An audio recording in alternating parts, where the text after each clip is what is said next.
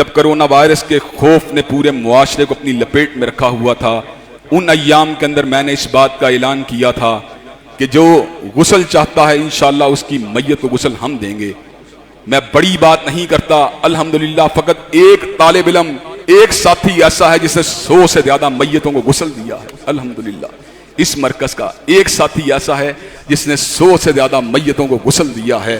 حضرات گرامی قدر، 2-3 روز قبل ایک میت تھی جس کو جھگڑا ہوا تھا اور اس کے نکلنے کی کوئی صورت نہیں تھی۔ رات کے 2 بجے الحمدللہ آپ کا یہ بیٹا، آپ کا یہ بھائی اپنی نگرانی کے اندر اس کا غسل دلوایا، اور غسل دلانے والی ٹیم کم تھی، اپنے بیٹے کو خود اس کمرے میں داخل کر دیا کہ کرونا کی میت کو غسل دو، یہ میتوں کے حقوق ہیں جن کو ہم نے ادا کرنا ہے۔ الحمدللہ ان غسل دینے والوں کے اندر جہاں میرے روحانی بیٹے اور بھائی شامل تھے، میرا اپنا سگا بیٹا بھی میت کو غسل دینے والوں میں شامل تھا۔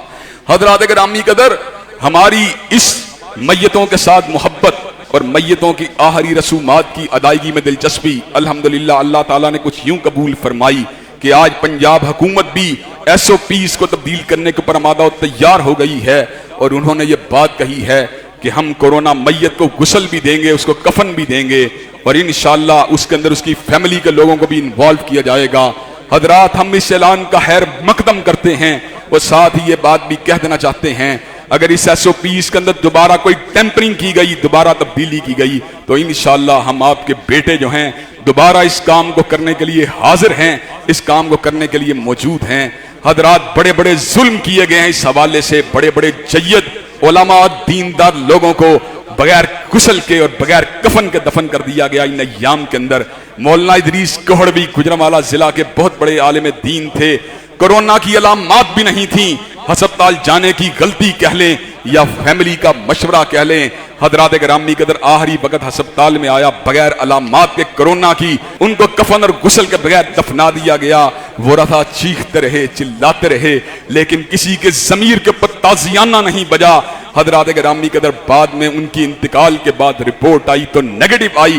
حضرات، یہ کیا اندھیر نگری ہے، یہ کیا ظلم و بربریت کی انتہا ہے۔ میں وعدے کر دینا چاہتا ہوں، کورونا سے ڈرنے کی حضرات گرامی قدر کوئی ضرورت نہیں، یہ اس ہی کو پکڑے گا جس کو پکڑنے کا پروردگار عالم حکم دے گا، اور جس کو چھوڑنا ہوگا اللہ کے حکم سے اس کو چھوڑ دے گا۔ فاللہ خیر حافظا، اللہ سے بڑا محافظ کوئی بھی نہیں ہے۔